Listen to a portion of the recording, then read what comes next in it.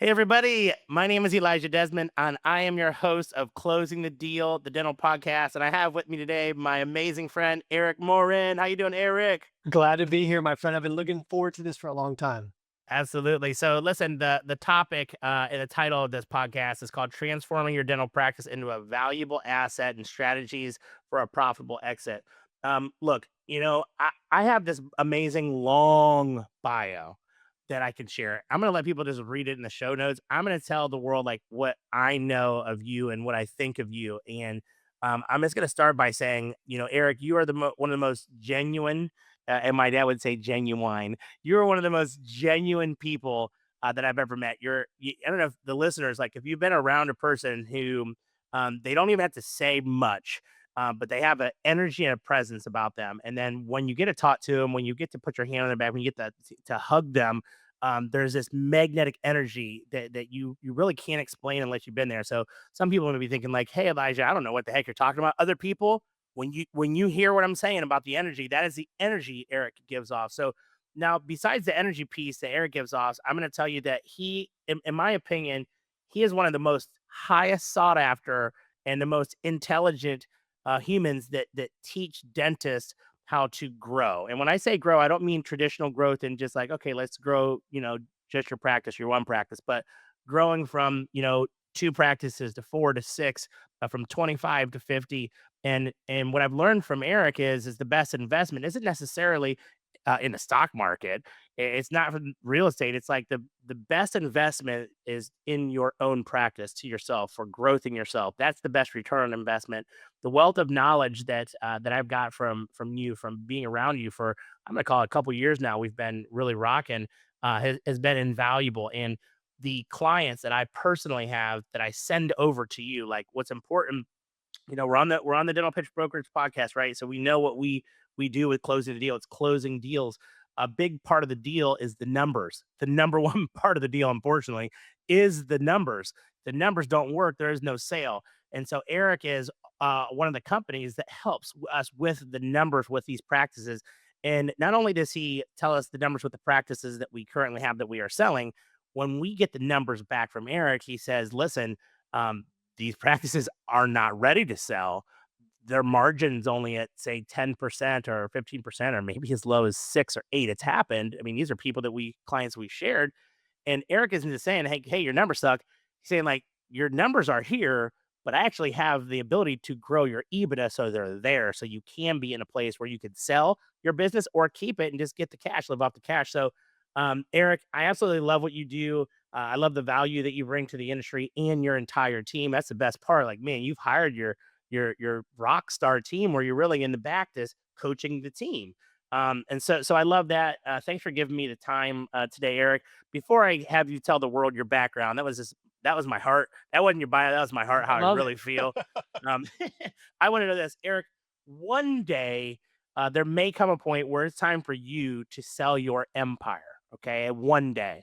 When that day comes and you have the opportunity to, let's just say, say Dental Pitch sold it, right?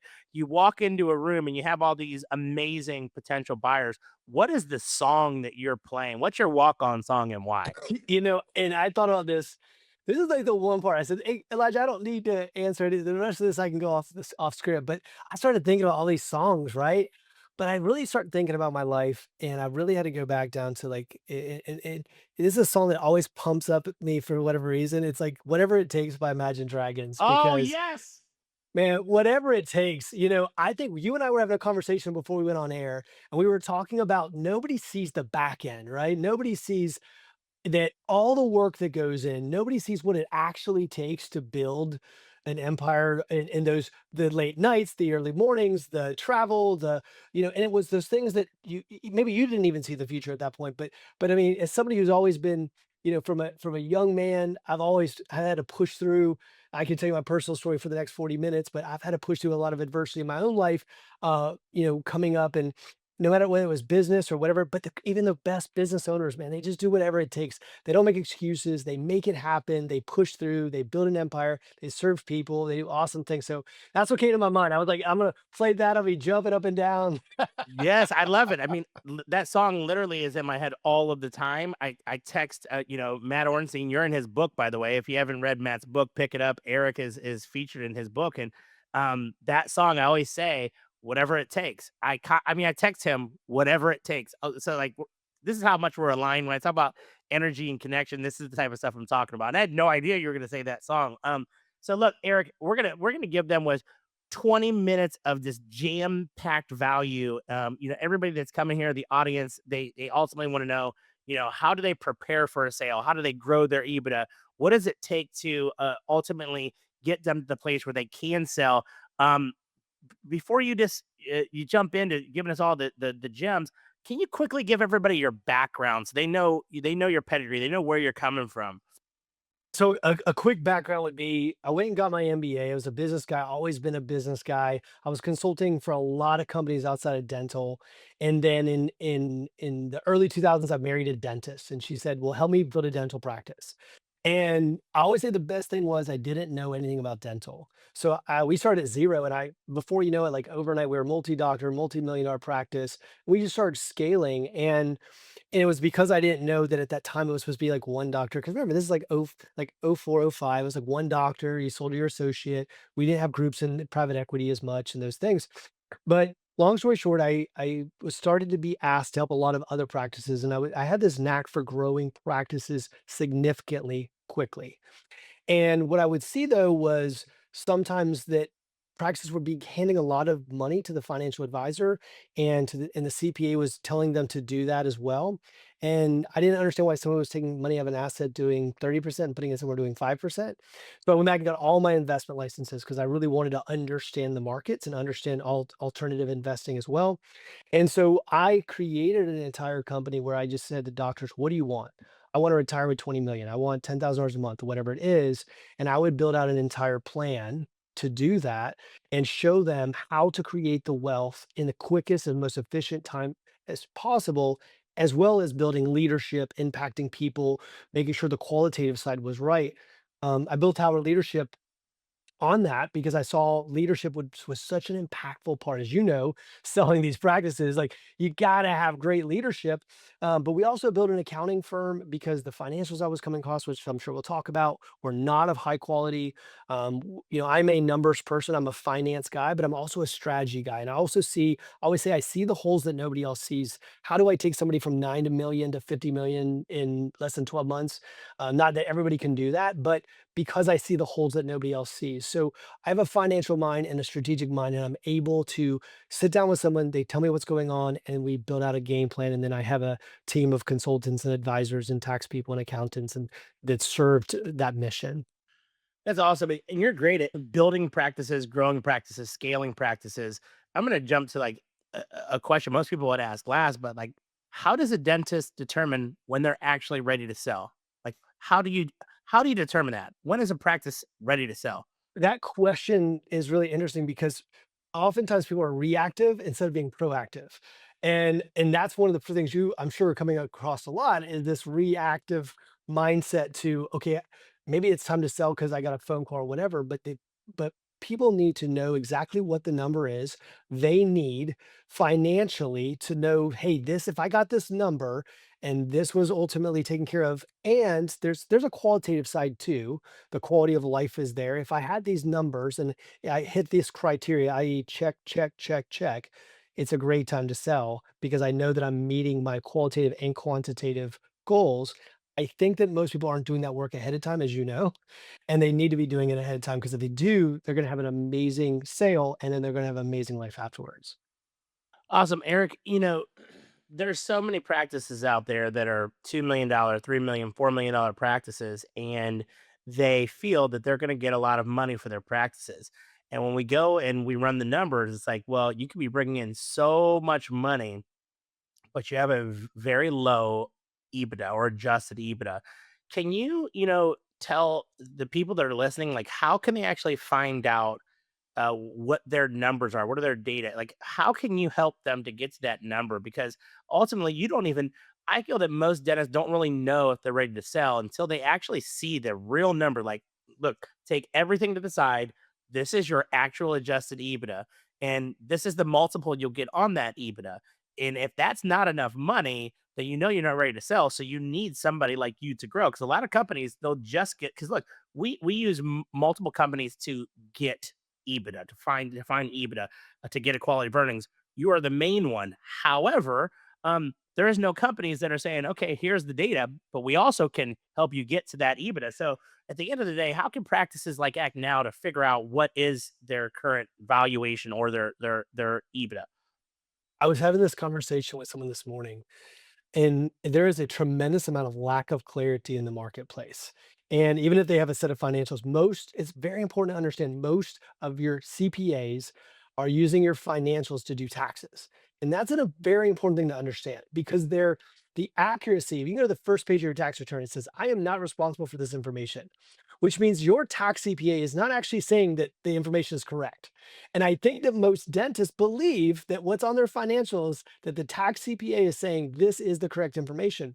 Well, when we do quality of earnings, that's why we do quality of earnings, we're actually dissecting the financials. And once we get done with it, you say, well, but my tax CPA said I made this much profitability. But when we get done, we say, actually, it looks like this.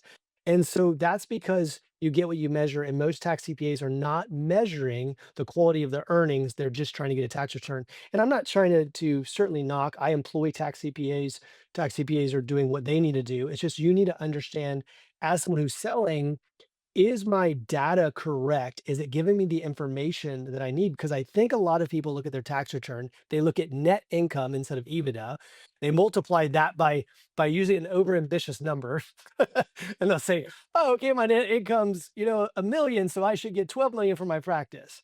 And and so there's it's a lack of understanding and clarity of really what drives EBITDA, what their current EBITDA is, and then how they make those changes to that EBITDA. It's not if you haven't done it well for a long time, it'll be challenging to get that information on the front side. So don't wait until the week before you're trying to sell this practice to get that information.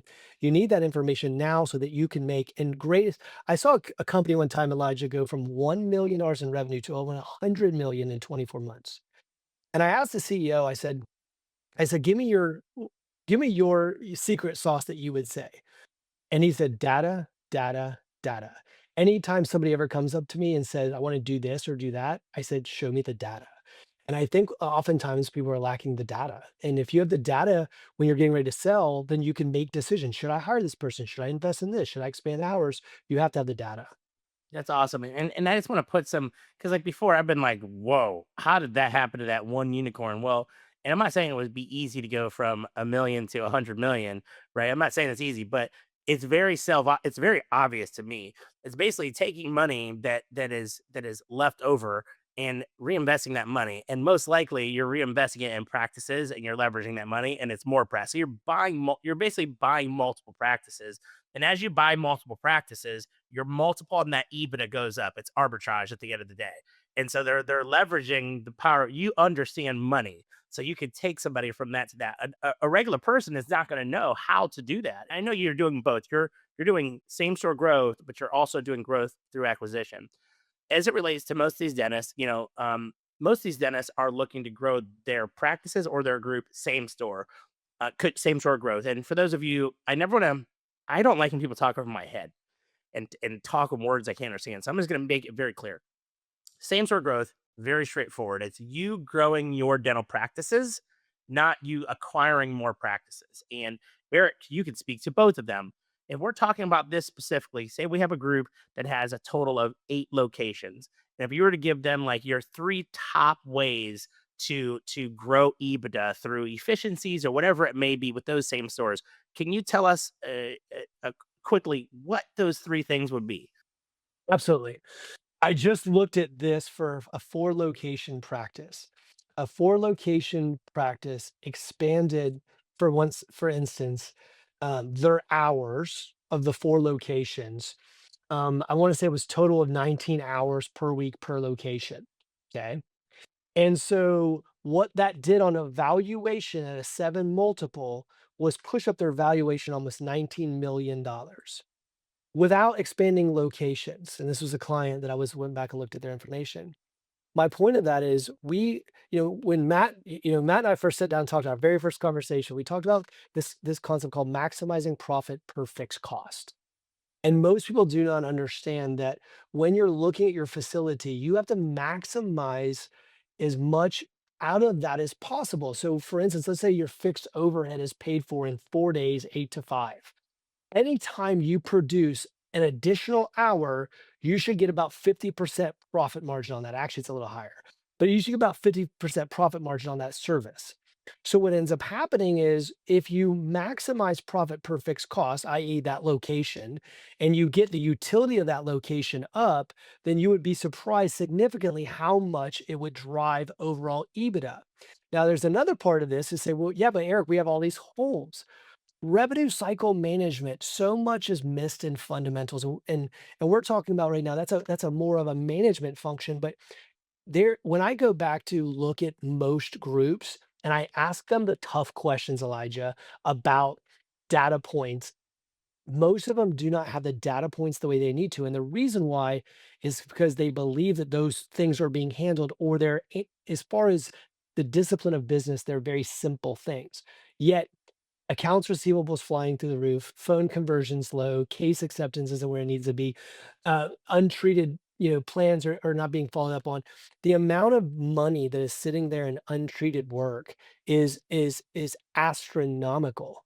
And so we start to look at and say, okay, your EBITDA is hiding inside of your business.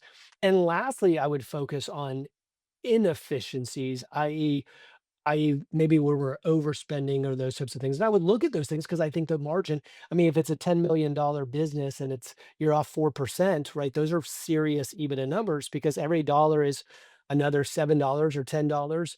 So, and I could go on, by the way, for the next 40 minutes. We don't have time on this podcast on ways to grow EBITDA within same location.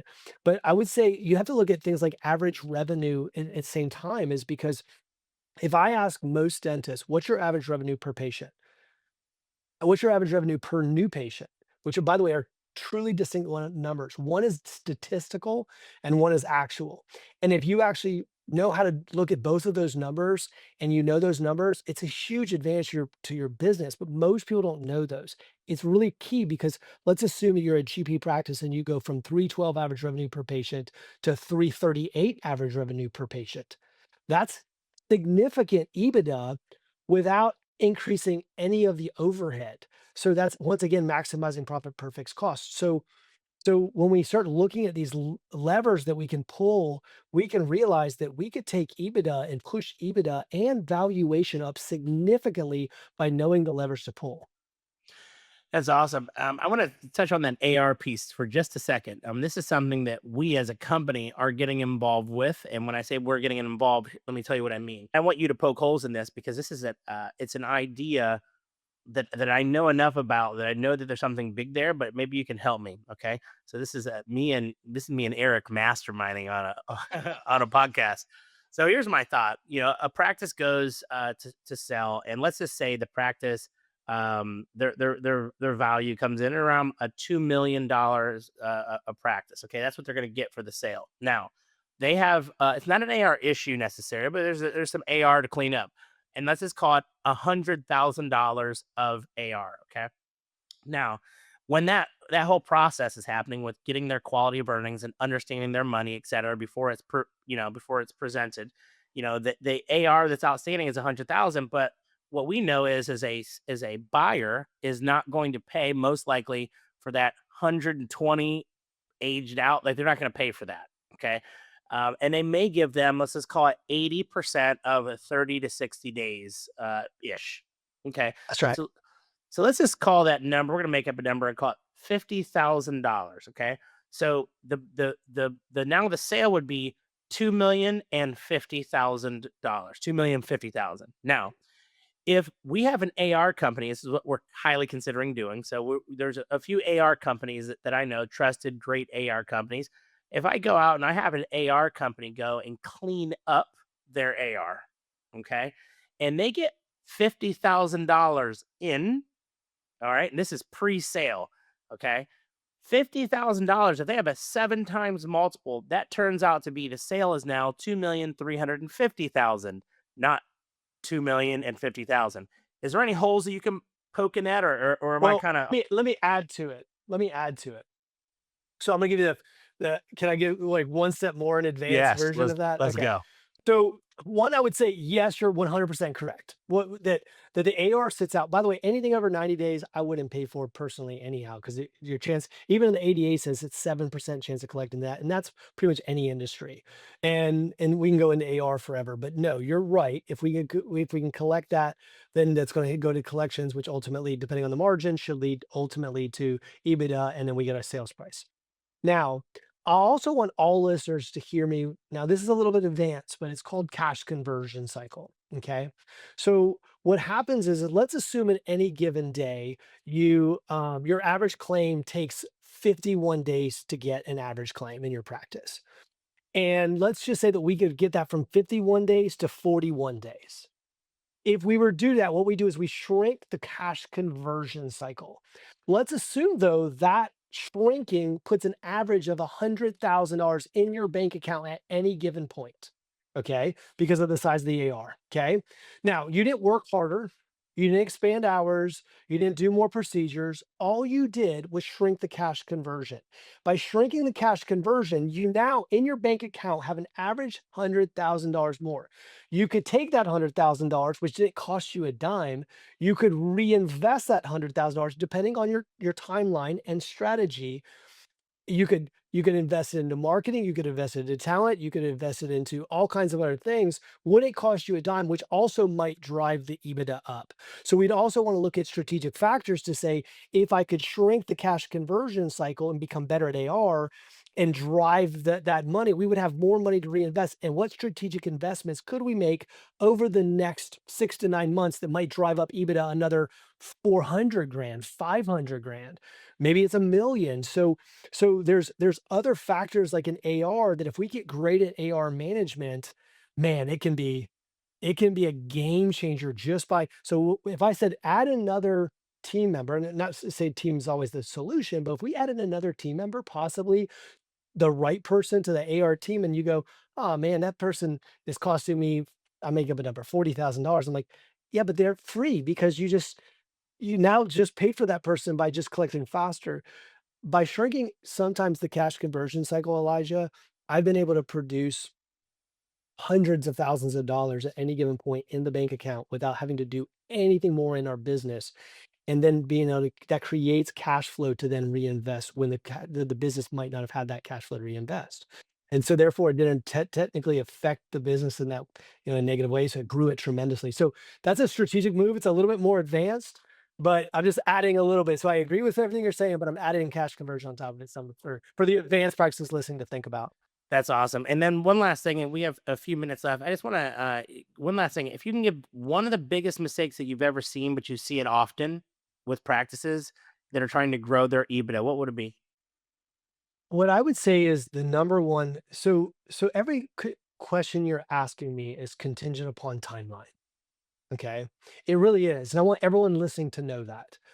So I have to answer everything you're asking me. Well, are you trying to sell in 3 months, 6 months, 12 months, 24 months? The mistake depends on the timeline, right? And I think that's important to understand. And so when we're looking at timeline, first of all, you need to know what your timeline is, because that's huge. And you and I have talked about this. And so I would say, but one of the biggest mistakes is not.